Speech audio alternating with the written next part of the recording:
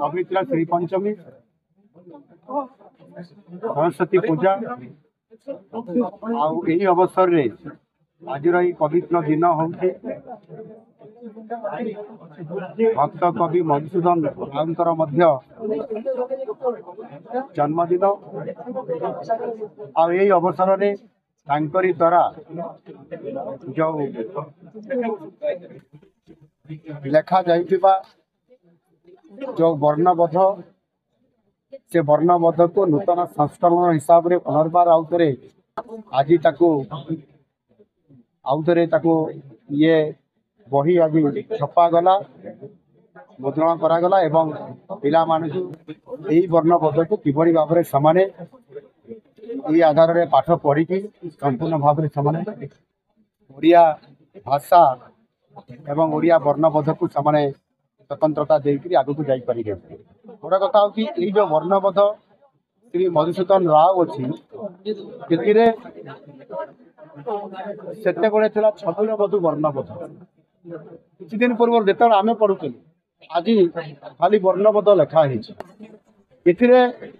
निश्चित भाव में जहाँ भक्त कवि मधुसूदन राव छबिल मधु वर्णबोधर गोटे संस्करण से स्थानित थिला आज आउ थे खाली वर्णबोध अच्छी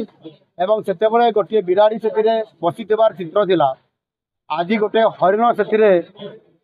पीड़ा हबार चित्र अच्छी कारण ये किंतु तार मौलिकता अच्छी भक्त कवि मधुसूदन राव 1901 मसीह जितेबले अष्टम संस्करण जिते संस्करण यहीटा स्थानित थिला और ताकू आधार कर 1901 मसीहार से अष्टम संस्करण समय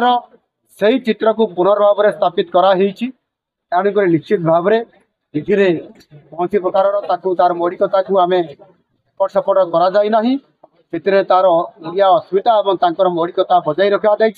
आहरी बोधगम्य कला भाया सरल कला भाया एवं जो मैंने आमर सजाई से संपूर्ण मौलिकता भी अच्छी मधुसूदन राउकर तेणु ताकू रक्षा करी पुनर्बार आउे लागू करागला एवं यह आगामी दिन में कार्यकारी ये बही समस्त को बंटन करा प्रथम दफार 10,000 बही छपा जाउची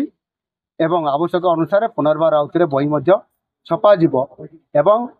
ओडिया भाषा साहित्य एवं संस्कृति को संपूर्ण भाव में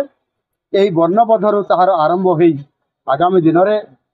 किभली भाव में रुद्धिमंत हो पार से स्वतंत्रता आम सरकार दौरान।